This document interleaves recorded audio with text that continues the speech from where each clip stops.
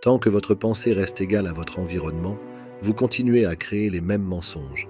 Le changement, c'est penser plus grand que votre environnement, penser plus grand que les circonstances de votre vie, penser plus grand que les conditions de votre monde. Tous les grands personnages de l'histoire s'avèrent cela, que ce soit le Mahatma Gandhi, Martin Luther King, les frères Wright ou Jeanne d'Arc. Qui nous sommes vraiment n'est pas un simple corps vivant dans cet environnement. Vous savez, une identité dans l'environnement, s'identifiant avec les gens que nous connaissons, les choses que nous faisons, et vivant dans un temps linéaire. Ce n'est pas ce que nous sommes. Nous ne sommes pas des matérialistes. Nous sommes en fait une pure conscience vivant dans un corps, utilisant un corps pour nous exprimer. Si vous y pensez, la plupart des gens passent la majorité de leur vie à utiliser leur sens pour déterminer la réalité. Ils sont matérialistes. Et quand nous vivons dans cet état, le cerveau postérieur, le cerveau primitif, est en fait en contrôle. Nous réagissons à tout dans notre vie. Maintenant, l'état créatif est l'antithèse de cet état. Quand vous êtes dans un état créatif, vous ne réagissez plus à tout ce qui se passe dans votre vie, vous agissez. Et quand vous êtes dans un véritable état de création, une chose étonnante se produit. Vous vous oubliez vous-même, vous devenez désintéressé, vous ne devenez personne, vous ne devenez rien, vous ne devenez pas de temps. Lorsque vous faites cela correctement, vous commencez à spéculer sur une nouvelle possibilité, à inventer une nouvelle façon d'être, à créer quelque chose dans votre esprit. Le cerveau antérieur s'allume, le couronnement de l'être humain, et il commence à diminuer l'importance du temps et de l'espace, de sorte que la seule chose qui est réelle à ce moment-là est une pensée. Lorsque cela se produit, le cerveau capture la pensée comme une expérience, puis crée les circuits neurologiques nécessaires pour changer le cerveau avant même que l'événement réel ne se produise. Saviez-vous que notre réalité est régie par des principes anciens et profonds? Le livre Le Kybalion dévoile ces secrets hermétiques, en expliquant le fonctionnement de l'univers. Cliquez sur le lien dans la description ci-dessous pour recevoir gratuitement votre exemplaire du Kybalion. Le monde dans lequel nous vivons n'est que la réalité par défaut. Il en existe de bien plus puissantes. Cliquez sur le lien dans la description ci-dessous pour rejoindre gratuitement le portail et sauter dans une nouvelle réalité. À ce moment-là, nous passons de la survie à la création, nous oublions notre ancien moi, les centres hormonaux s'éteignent et l'énergie monte jusqu'au cœur. Vous commencez à tomber amoureux du moment présent, à être dans le présent et à oublier le passé et le futur. Les dernières recherches en neurosciences indiquent qu'il est possible de faire passer son cerveau de la vie dans le passé à la vie dans le futur, et de tomber amoureux de cette vision au point de transformer sa culpabilité et son sentiment d'impuissance en inspiration, joie et gratitude. À tel point que votre corps, en tant qu'esprit inconscient, ne fait pas la différence entre cet événement extérieur et ceux que vous créez intérieurement. Votre corps croit qu'il vit dans ce futur au moment présent, et vous commencez à signaler de nouveaux gènes, à changer votre corps pour qu'il ressemble à l'événement qui s'est déjà produit. Les dernières recherches en épigénétique disent que vous pouvez changer votre corps par la pensée seule. Maintenant, raisonnez avec moi. Si vous voulez que votre corps change de façon à ceux qu'il semble avoir déjà changé, s'il y a des preuves physiques dans votre cerveau et votre corps que l'événement a déjà eu lieu, votre cerveau et votre corps ne vivent plus dans le passé, ils vivent dans le futur, et vous entrez directement dans votre vision. La plupart des gens ont fait quelque chose de grand dans leur vie. Ils se sont réveillés un jour où ils ont eu une pensée folle venue de nulle part, et cette pensée était une possibilité dans le futur, quelque chose de nouveau qu'ils voulaient expérimenter. Au moment où vous avez commencé à penser à cette expérience, cette partie du cerveau, le centre créatif, représente 40% de l'ensemble du cerveau. Il est relié à toutes les autres parties du cerveau. Dès que vous vous êtes demandé comment ce serait d'être un leader, comment ce serait d'avoir du succès, comment ce serait d'avoir cette vision qui se réalise, dès que vous avez posé cette question ouverte, vous avez activé cette partie du cerveau qui est le centre créatif. Le lobe frontal, le centre créatif, se réveille et se connecte à l'ensemble du cerveau.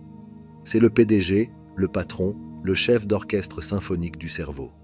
Dès que vous devenez créatif, le lobe frontal commence à sélectionner différents réseaux de neurones qui sont stockés dans votre cerveau à partir de choses que vous avez apprises ou expérimentées. Lorsque vous commencez à penser à une question de type « et si ?», il commence à sélectionner ces différents réseaux et à les assembler de manière transparente. Cela fait que votre cerveau fonctionne selon de nouvelles séquences, de nouveaux modèles et de nouvelles combinaisons.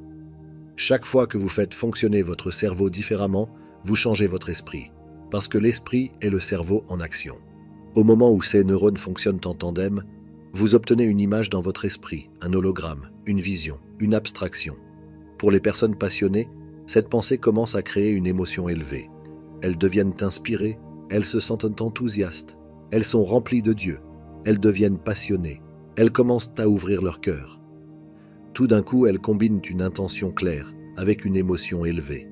Selon nos recherches, c'est la combinaison d'une intention claire et d'une émotion élevée qui prouve que la personne est en train de changer fondamentalement, biologiquement, intérieurement, et que son cerveau et son corps passent d'une vie passée à une vie future. Lorsque vous faites cela, lorsque vous avez eu ce moment, vous sortez de votre état de repos et commencez à écrire toutes les choses que vous allez faire pour atteindre cette vision, tous les choix que vous allez faire, toutes les expériences ou les objectifs que vous voulez atteindre, toutes les émotions et la joie que vous allez ressentir. En faisant cela, vous mettez le cap sur l'avenir. Vous avez ensuite fait quelque chose de vraiment brillant. Vous avez écrit les choix que vous n'alliez pas faire. Vous avez pris conscience des comportements que vous n'alliez pas manifester. Vous avez commencé à passer en revue certaines expériences que vous vouliez éviter. Puis, vous avez examiné les émotions qui vous amèneraient à un niveau inférieur, et vous vous êtes mis à réfléchir à la façon dont vous alliez vous comporter. Vous commencez à séparer l'ancien moi du nouveau moi. Le monde dans lequel nous vivons n'est que la réalité par défaut. Il en existe de bien plus puissantes. Cliquez sur le lien dans la description ci-dessous pour rejoindre gratuitement le portail et sauter dans une nouvelle réalité. Lorsque vous commencez à le faire et que vous observez l'ancien vous, cela signifie que vous n'êtes plus le programme. Vous êtes maintenant la conscience qui observe le programme. C'est à ce moment-là que vous commencez à objectiver votre moi subjectif. Si vous avez eu des expériences assez difficiles dans votre passé, et que ces expériences vous ont fait vous sentir triste, indigne, coupable et jugé, vous vous êtes tellement habitué à vous sentir coupable, indigne et jugé que cela vous semble normal.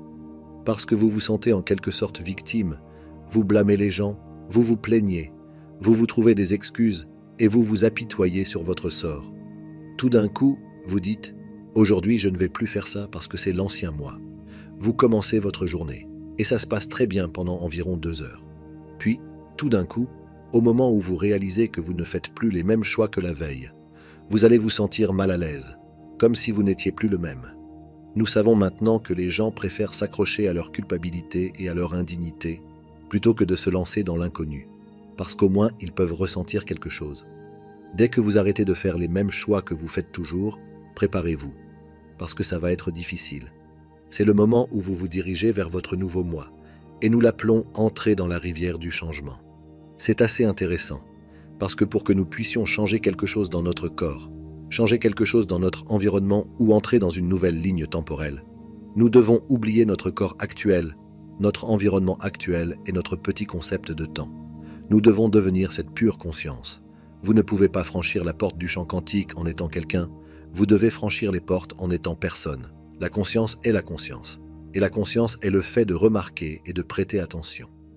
Ce champ invisible d'intelligence, l'esprit, le champ quantique, c'est cette même intelligence qui fait battre votre cœur en ce moment même, vous savez, 8 litres de sang par minute, 400 litres de sang par heure, 100 000 fois en un jour, à travers 100 000 kilomètres de vaisseaux sanguins. Personne ne fait attention. Quelque chose nous donne la vie. Nous fabriquons 10 millions de cellules chaque seconde, parce que nous perdons 100 millions de cellules chaque seconde. Dans une cellule de votre corps, il se passe une centaine de milliers de réactions chimiques par seconde. Multipliez cela par les 70 à 100 trillions de cellules qui composent votre corps. Il y a une intelligence qui nous donne la vie, et la plupart des gens ne prennent jamais le temps de commencer à interagir avec cette conscience, de commencer à lui donner un plan ou un modèle, ou de commencer à la faire intervenir dans leur vie, parce qu'ils sont trop distraits par toutes les conditions émotionnelles de leur environnement, qui réaffirment ces dépendances et les distraient de ce voyage intérieur. Si vous n'avez pas une vision claire dans votre esprit d'ici la fin de cette semaine, toutes ces informations sont de la philosophie, de la théorie, des données intellectuelles stockées dans votre cerveau pensant. Mais il y aura un certain pourcentage de personnes dans cette salle qui appliqueront ces informations, qui les personnaliseront, qui les démontreront. Ces personnes qui apprennent les informations, les stockent dans leur cerveau et peuvent les répéter, commencent à penser à ce qu'elles vont faire avec ces informations. En commençant à penser à ce qu'elles vont faire avec ces informations, elles commencent à installer le matériel neurologique dans leur cerveau, les préparant à un nouvel avenir. Lorsque vous prenez toutes ces informations, et que vous vous demandez comment vous allez les appliquer à votre avenir, vous vous rendez compte qu'il s'agit d'une question d'action. Vous avez écouté de grands leaders, vous avez obtenu des informations spécifiques sur le succès, vous comprenez ce que c'est, mais aussi ce qu'est l'intelligence émotionnelle et comment c'est de changer une culture. Vous commencez à l'appliquer à votre vie. Si vous êtes capable de le faire, vous allez avoir une nouvelle expérience. Et cette nouvelle expérience va enrichir les circuits dans votre cerveau. Parce que c'est ce que fait l'expérience. Vous allez vous sentir comme un leader. Vous allez vous sentir prospère. Vous allez vous sentir clair.